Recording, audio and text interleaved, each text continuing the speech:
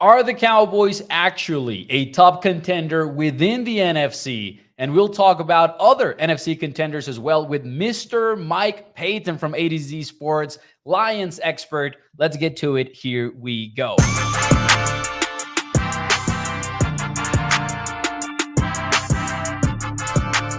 What is up, everyone, and welcome into A to Z Sports Dallas Primetime. I am your host, Mauricio Rodriguez, streaming with you live every Sunday and Thursday night at 8 p.m. Central here on Dallas On Demand Sports Talk Network with a lot more content coming your way. Check out atozsports.com/Dallas. Tonight, we've got a guest, ladies and gentlemen. We'll talk some NFC with Mike Payton, who covers the Detroit Lions for A to Z Sports. He's an editor over there. He's a great guy, and I'm excited about having him on the show. Mike, how are you, man? Welcome. I think you're a good guy too, Mauricio. Even though you and I had a bit of a war after the whole Cowboys Lions fiasco that went down in week 16, 17. But yeah, you're a good guy, Mauricio. I consider introducing you and ladies and gentlemen, Mike Payton reporting is eligible for prime time. But I decided against it. There you go, man. First and foremost, Mike, it's been a long off season, I believe, and we're just getting into the dead period now, which is going to make it feel a little bit longer.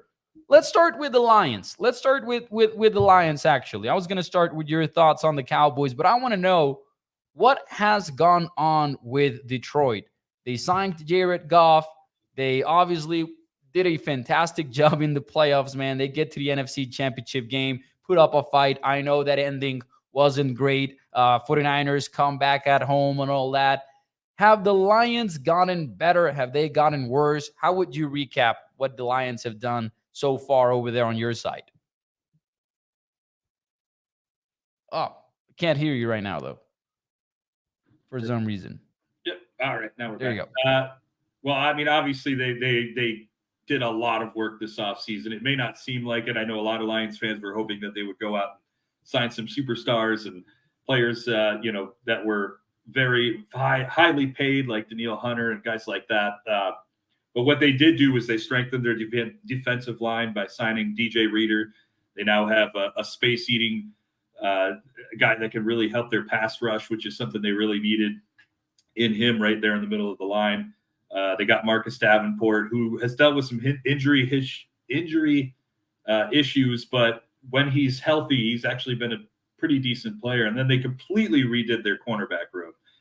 They only have 2 or 3 players that are returning, and all 3 of those guys are more than likely practice squad guys or low depth. So they went out and realized that these were the issues that we needed to fix, and they fixed each one of them.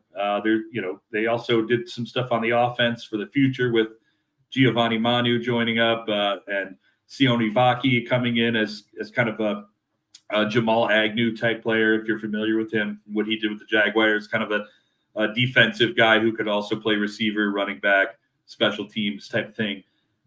They're really excited about him. And then, Christian Mahogany got him late.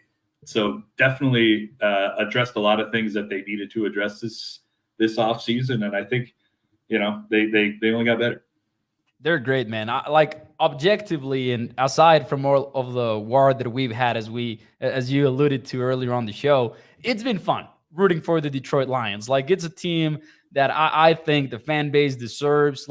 The moment that it's enjoying right now, it's incredibly easy to get on board with what Dan Campbell is doing with all of this special attitude that he brings to the table. So all that is great. And I think the Lions, as I was thinking about putting together this show, one of the questions that I was going to ask you initially before I started taking all of my notes, I was like, okay, what is the next step for the Lions? And then it kind of dawned on me that, man, the Lions were one step away from the Super Bowl. And it's not like they got there in this sort of Cinderella story. They beat the Chiefs in week 1 and they beat some other of the top teams around the NFL. The games that they lost, they did so by a very thin margin, right? There was a Cowboys game, 2019, and with that little controversy at the end, there were some losses here and there that you don't quite understand, but that happens every year in the NFL.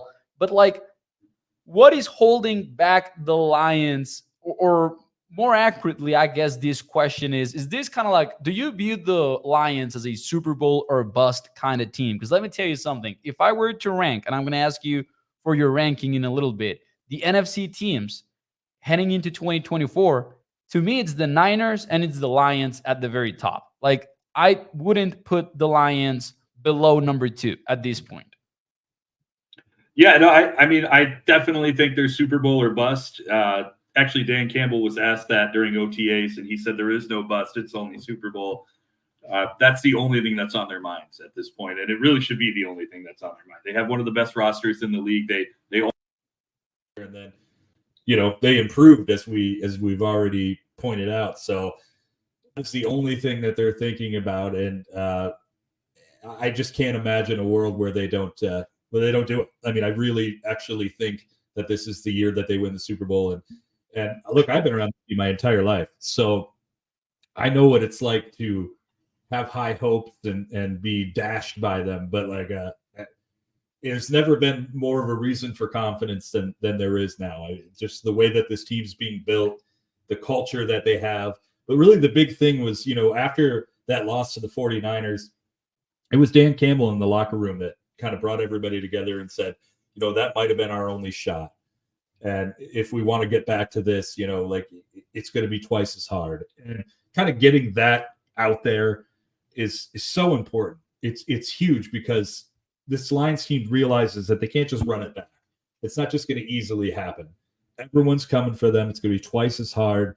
And to have that attitude on the onset of everything, I mean, that's huge. Man, I wasn't expecting the Super Bowl prediction right from the get-go, Mike, but I absolutely love it. And as I was saying, man, this is a team that, here's a way that I would break it down, the Lions, right? This is a team with a top duo at wide receiver / tight end in Amon-Ra St. Brown and Sam Laporta. Like, I see each of those guys as top 10 in their own positions. I don't think there's another offensive line in the NFL that I would put in front of the Lions if it's not like the Eagles. Like, they're the only team that I would put up there with the Lions. And even they got to move pieces around because they lost Jason Kelce, right? While you guys still have Frank Ragnow, you brought it back. You took care of the offensive line. Jared Goff, I know he's controversial. It's difficult for a quarterback not to be controversial, but that offense works. I don't think anyone is going to doubt the way that Ben Johnson has done things, and him running it back with the Lions is huge. If Ben Johnson was out of the picture, maybe we would be having a very different conversation the way that I view it, because I think Ben Johnson is that good. I guess the only thing that is a negative on my mind, because even the defensive line I like, you mentioned DJ Reader, they've got Aiden Hutchinson, who is awesome. They've got some dogs at linebacker. I think the only thing is the cornerback position. And they rebuild it. They brought in Terrion Arnold, still a rookie. You never know, right? Which is my kind of like issue with the Lions. How do you view that? How do you interpret what is going on with the Lions defense, especially on the defensive backfield? And can it keep them from reaching the ambitious goal that is a Lombardi trophy? No, I can't hear you right now. I gotta stop muting myself. Sorry. No problem, man. A habit. No, I mean, I think it's certainly possible that there's going to be some rookie, mountains to climb. Obviously, you brought up Terrion Arnold. He's still a rookie. Ennis Rakestraw. We don't know necessarily whether he's going to be in the slot or if he's going to be that guy coming off the bench in a rotation. But there is Carlton Davis, who is a cornerback one and an instant, starter for this team, and a big improvement over what they had last year with Cameron Sutton and Jerry Jacobs, where they wound up actually benching Jacobs, down the stretch, and had a group of guys playing that second corner spot. So I think there's a lot of improvement, and obviously that is going to be the big thing. Can they continue the improvement there, and can they actually get better? Because last year, what they, with the secondary problems that they had, they were still 13th in defensive DVOA. They were still 12th in total yards allowed. Like, if they were a secondary away from being a top 10 defense. So yeah, their ability to stop the run is up. It's I think it was the second best run stopping defense in the entire league last year, second only to the 49ers. And if they can continue that, which is interesting because that was their big problem in 2022 was they couldn't stop the run, and then they found out how to stop the run. Now, if they can fix this next problem and finding out how to stop the pass, well, now you have, I think, a very dangerous defense. Yeah, indeed. All right, so we've got the Lions. We both have them as top dogs in the NFC. You've got them at number 1. I've got them at number 2. But I'm a Cowboys fan. I'm scared of the 49ers. Like, that is just, it comes as second nature, man. You got to give them their credit, right? What does your top 4 look like for the NFC? So you've got the Lions at number 1. What are your expectations in terms of who are going to be there fighting it out, divisional round, championship game? Who do you got? Well, I've got the 49ers obviously are going to be right there. It's not like they did anything to get worse. They're going to be a much better team next year than they were this year. I mean, they're just a great team. The third team, like, I find myself wanting to, I don't know, be kind of out there and just say a team because, it's easy to say Eagles and it's easy to say Cowboys, but I'm going to go a little crazy, and I think this Rams team has a lot. I mean, nice young defensive line with Kobe Turner. They drafted so well with Braden Fisk and the other guy they got who's escaping my head, but Jared Verse, who actually they played together. Jared Verse, Braden Fisk, and then Kobe Turner, and really great young defensive line. Matthew Stafford is a tremendous quarterback. Kyron Williams looked so good last year. Puka Nacua was incredible. I really think that this is a team that they came out so hot last year in the second half of the season, and I think they were one of the best teams in the league during that time. So, maybe I'm reaching a little bit, but I really do see them as a team that's going to get hot next year. I've got the Rams, making the playoffs. So I'm more or less there on the same page with you. What is intriguing about the Rams is that I think Matthew Stafford is still Matthew Stafford. Like, and I know obviously Lions have a lot of history with them, but I also think Sean McVay remains one of the top coaches in the NFL, and they've got the wide receiver room all figured out, as you said. I was surprised with the way that the defense overachieved in 2023, and I do want to know how much of that was the defensive coordinator, right? With what Raheem Mostert was doing with that team. Not Raheem Mostert. What's Raheem Morris? Raheem Morris. Yeah, I kind of went with the running get back. Yeah, you're right. Raheem Morris and what he did with that unit. So I'm intrigued about how they look defensively, but I do got them making the playoffs. I have, just to give you my context, I have 49ers, Lions, and I know Cowboys fans watching this will be like, I don't know about making them a top 3 team, but I've got the Cowboys as the number 3 team in the NFC, right? Like basically tied with the Eagles. And as you said, it's very easy to go this route, but I do think the Cowboys having the all-pro corners in Bland, in Trevon Diggs, and then Dak and Micah and CD, like it's too much horsepower not to be one of the top teams in the NFC. Now, the question is, do they show up in the postseason? And that would require 3 hours worth of conversation to even get to a starting point, right? But I've got Cowboys and I've got Eagles.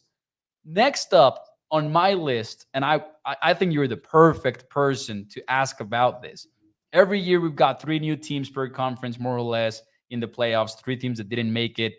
What do you make of the Packers and the Chicago Bears potentially also being invited to the dance, right? Because the Packers, obviously, they had top 10 QB play from Jordan Love in the back half of the season. But these Chicago Bears are also looking like a pretty damn fun team. It's a rookie quarterback, Caleb Williams, but he's got weapons. He's got an underrated offensive line. Do you think there's a scenario where the NFC North has these 3 teams in the playoffs, and what do you make of them?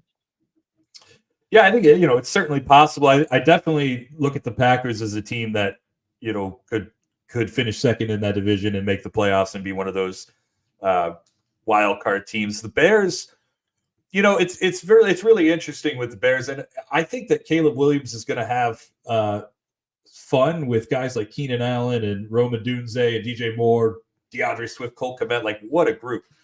But at the same time, he is still just a rookie quarterback, and I mean, I know C.J. Stroud was a rookie quarterback last year too, and look what he did. But I just don't. I think that there's going to be some bumps in the road for Caleb at first. I do think the Bears are a team that will start to compete next year, 2025. Okay.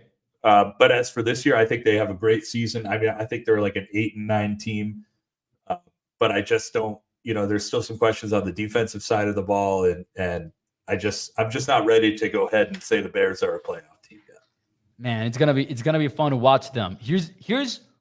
So I'm gonna move on to this next part just to get deeper into this whole thing. I've got them making the playoffs because they have the third easiest schedule in the NFL, which is huge. According to the Warren Sharp futures and all that instead of the last year record, right? So I've got them making the postseason, and I'll ask you this too here. So you've got the 49ers last year in the playoffs from top to bottom in the playoffs. 49ers, Cowboys, Lions, Bucks. Those are the 4 division champions. And then the wild cards were Eagles, Rams, and Green Bay. Out of those 7 teams, right? Who is out and who replaces them in 2024? I think it's really easy. The Bucks are out. Yeah. And I'm sorry to our managing editor, Evan. He's a big Bucks guy. I'm sorry if he's watching. Yeah. Bucks are out. Falcons are in. Yeah. Kirk Cousins at quarterback and really good offense. Kyle Pitts and Bijan Robinson, obviously Drake London. He's got a really good group there. And I think that Falcons team maybe could have made the playoffs last year if they didn't have Desmond Ridder as their starter. So I am looking at the Falcons to win what I consider to be a pretty easy NFC South. Even if they have a losing record, that's the division that is always the 8-9 team gets in, so I think the Falcons are taking over. And I definitely believe in the Raheem Morris project. I know a lot of people were like, I don't know about him, because maybe he wasn't like this young guru on the rise, like with Ben Johnson and a few other of these guys, right? And it wasn't like the Rams defense was also top in the NFL in DVOA and that kind of stuff. But he has such an impressive background where he's worked with all sorts of schemes, all sorts of coaches. I think he's gonna come in and be a surprise, definitely, in the whole Atlanta Falcons kind of like context, even though everyone expected them to go with Bill Belichick and all that. I've got Chicago, the Falcons, and then the Rams. So I actually have Green Bay outside of the postseason in 2024. That might be wishful thinking from me because I don't want to see the Packers again in the postseason. You never know. But getting back to the Cowboys a little bit here, I'm interested in getting the outside perspective on this team because the way that we've seen it so far, Cowboys Nation, if you could call it, media and content creators and all that. I see the Cowboys as a team that got worse on paper, right? Goodbye to Tyron Smith. That's an all-pro tackle, future Hall of Famer that you're losing. Cooper Beebe over Tyler Viadish at center might be an upgrade, but it's still an offensive line with question marks, the way that I view it. But the way that I could see the Cowboys getting better is all about improvement upon Mike McCarthy's second year on the offense. You got Dak Prescott coming off of a second-team All-Pro season. So that's the way that I could see the Cowboys taking that next step and also simply just not stinking it up in the postseason. But how do you look at the Cowboys? Interested in getting your outside looking in perspective. Well, now I believe in rigorous honesty. Yeah, so, go for it. Right off the bat, I don't know what this team's doing. How do you keep Mike McCarthy after that postseason loss? How do you keep Mike McCarthy after rushing Dak Prescott up the middle in an incredible, not incredible, a very important playoff moment, and then losing again the next year after that? I just don't understand what it is that Jerry Jones sees in this guy. The Packers, had the same exact problem with him. They would get to the playoffs, they would lose to the 49ers, and that would be it. And that's why they fired. He's a great regular season coach. And then, this offseason, you expected the Cowboys to do anything, and they did nothing. They signed a lot of UFL players. They're the UFO All-Stars now over in Dallas. So no, I mean, I look, Dak Prescott is a fine quarterback. CeeDee Lamb is incredible, one of the best receivers in the league. He deserves to get a monster contract, and he will. Micah Parsons is amazing as well, as is Davis. So I think that I look at the Cowboys as a team that could potentially miss the playoffs. And I mean, I think this team desperately needs a reset in culture, a reset in their entire ethos, creed, whatever you want to say. I think they need a total reset. I think Jerry Jones selling this team would save this team, but that's obviously not the option. But I do believe that a new front off, a new GM, a new coach, somebody that Jerry could just get out of the way and let them work is what this team really needs. Because I've seen it work. I've seen what it happens when a new GM, when the right head coach come in. When Matt Patricia got fired from the Lions in 2020, I mean, the team was in hell. It was like Thanos came in, snapped his fingers, and half the team was gone. Matthew Stafford was out of there. Everybody was gone, and they had to completely reset. Seemed like it would never work. And here they are now. They were in the NFC Championship game. I just think the Cowboys could benefit from a change of scenery. I think they just need something new there, because they've just been trying to do the same thing for the last 3-4 years, and it's not working. Toxic Tom here says, Mike is basically saying we need the Green Reaper. Even though I did not want to read a comment from Toxic Tom today, because he's an Orioles fan. I'm a Yankees fan, and today was rough. So I didn't want to talk to Toxic Tom, but all kidding aside, Toxic is right here. The thing about McCarthy and the Cowboys and the whole thing that they've done, I think you're spot on. I think that you're actually very in line with the way that the Cowboys Nation has felt all of these years. Because that game ends versus Green Bay, and all of us are like, well, there's just no way, right? Like, this is it for Mike McCarthy, because you still got to figure out what you want to do with Dak and all that. So it was kind of like a moment where the timing might have been right.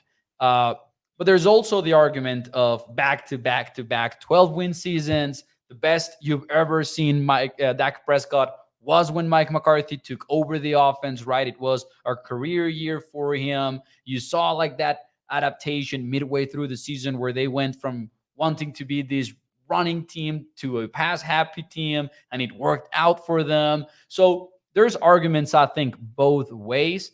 But I think the way that they've done things with their approach to free agency and their UFL signings and like just being super conservative goes hand in hand with keeping Mike McCarthy, because it seems like the Cowboys are ready to blow it all up in 2025 if things don't work out. Like if they miss the playoffs, like you say might happen, right? And I think the floor is somewhere around like 9 wins and just making it. So I kind of see where you're going with that. But I also see the ceiling as, again, being the 2 seed or the 3 seed and then stinking it up in the postseason. I think that's the most likely outcome. Like the exact same thing that happened last year happening again in 2024, 2025. But my point is, I think the Cowboys' problem is that they haven't done that part of like, okay, we're very close. Let's get these few game-changing pieces that are missing for us to actually go out there and beat the top dogs in the conference, because they've been in the playoffs over and over again. The problem is they're not winning there. And I think the Cowboys, instead of going all in, like we all thought, like Jerry Jones claimed he was gonna, and no one believed him. But instead, they've signed 2 UFL players where they had signed 3 other free agents before that. Eric Kendricks, Royce Freeman, who is likely going to be cut, and Ezekiel Elliott. Those were the 3 free agency signings by the Cowboys. That's really bad, man. That's really bad. Man, I agree.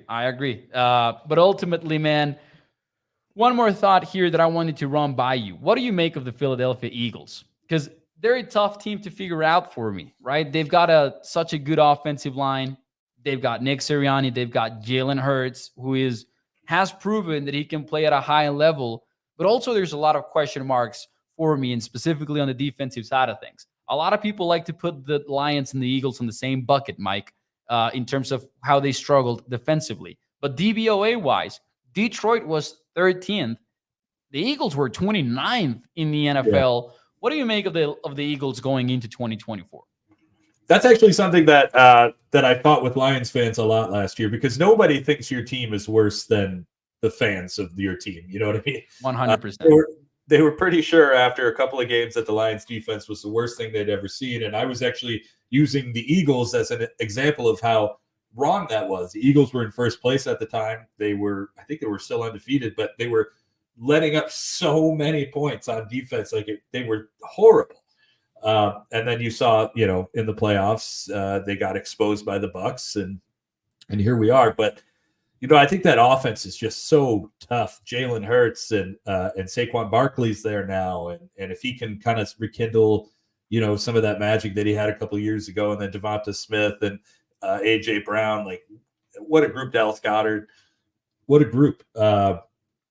Defensively, I look at them as one of those teams that's like, okay, well, let's just go out and sign the most expensive guys, and we'll draft the guys that are from the national championship teams, and that'll just work out. And I think it's just a really not a great strategy.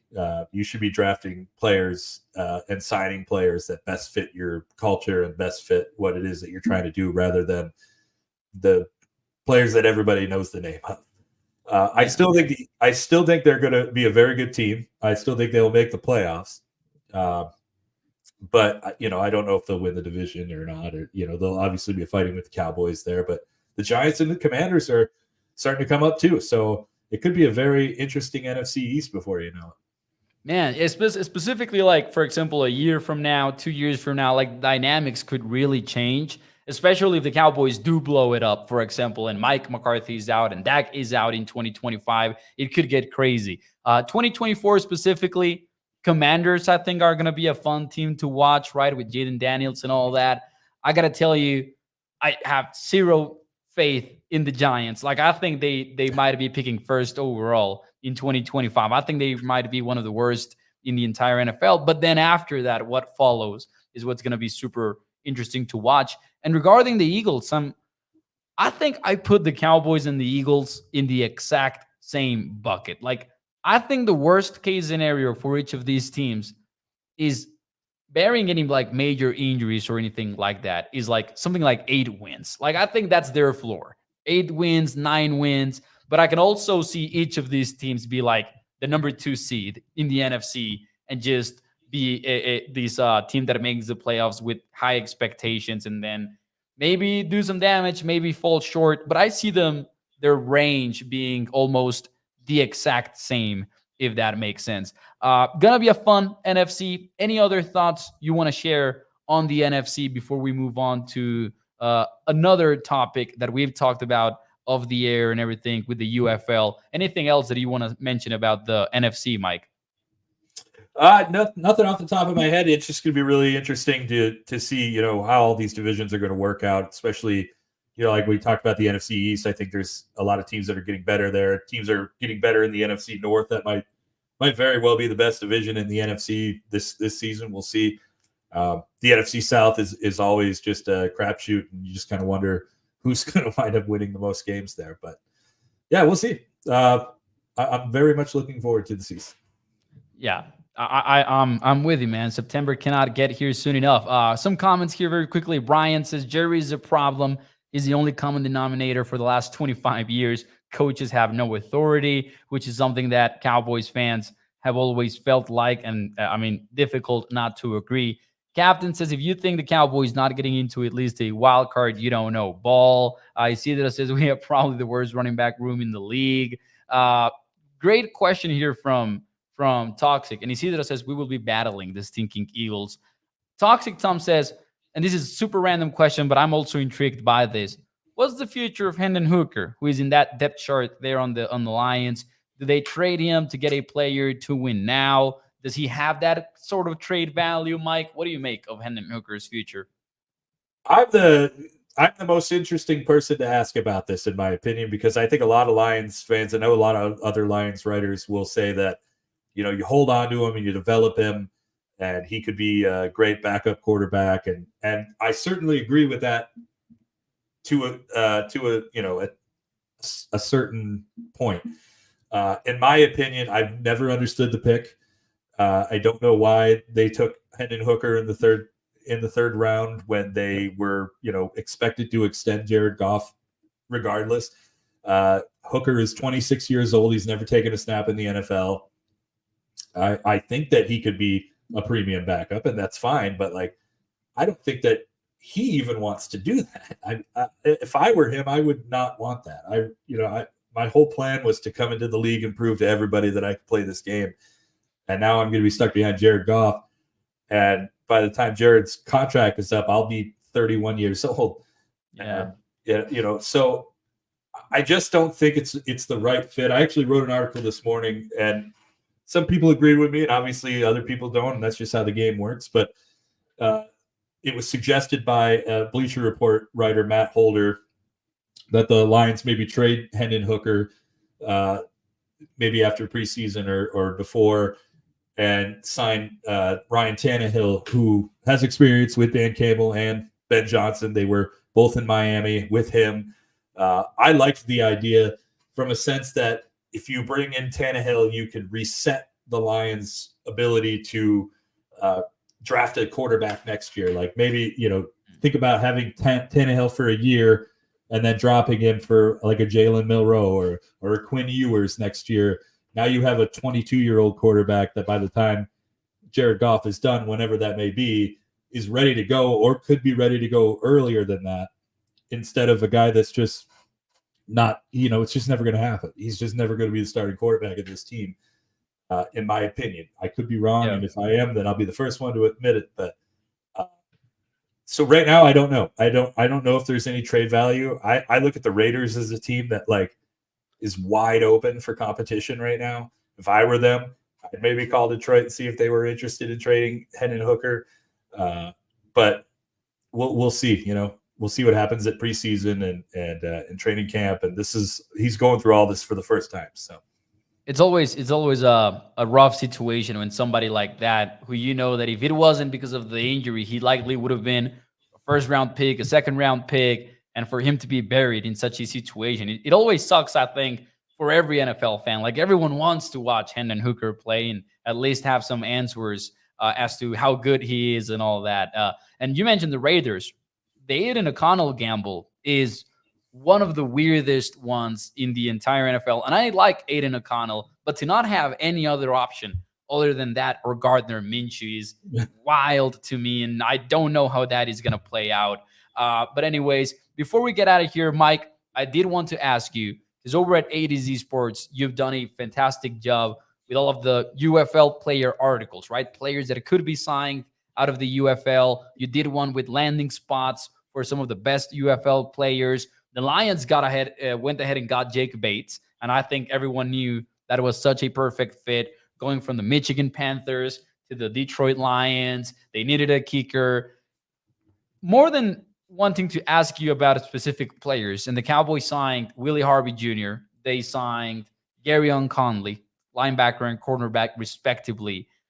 What should fans' expectations be for UFL players arriving at their team? Because, man, it's always difficult to evaluate a player from college to the pros. I think it's harder to evaluate them from UFL to the NFL because you just don't know what to make of it.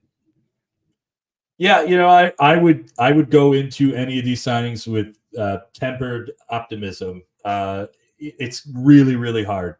There's guys like Willie Harvey, who had a great season, led the league in tackles, all UFL season.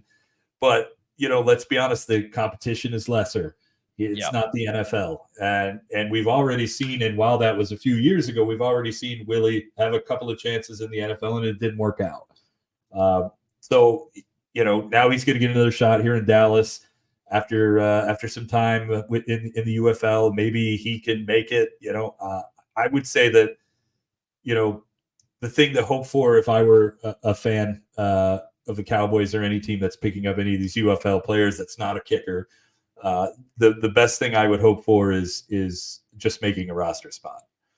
Yeah, man, it's going to be interesting. And I did have a 53-man roster projection out today, and I actually had Harvey Jr. in it. A lot of question marks about it, but I was like, man, it's the only fifth linebacker that I would carry at this point.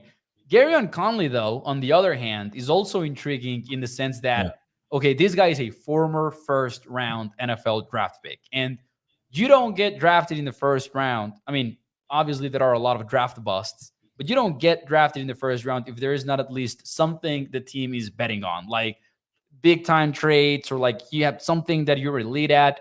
And then what took Conley out of the NFL was mostly injuries, including that one in which he was carried off of a stretcher in 2019. But also he hasn't played NFL football since 2019. So how do you account for that? And it's such a difficult thing to try to figure out that honestly, I don't think we will find out until training camp. So we'll see when we get there. But ladies and gentlemen, Mike Payton, if you did not know him as Cowboys fans, man, you got to follow Mike. You can follow him on Twitter. If I'm not mistaken, A_Payton. That's correct. Yep. A_Payton. Where else can they find you, Mike? Well, you can find all my my writings and my thoughts at A2Z sports.com/Detroit. And then if you're into basketball at all, I host a weekly historical basketball podcast called Bad Boys and Beyond with Keith Black Trudeau. That goes live every Wednesday on my Twitter and YouTube, and then you can find it the next day on Spotify or wherever you get your podcasts. And we talk a little old school basketball.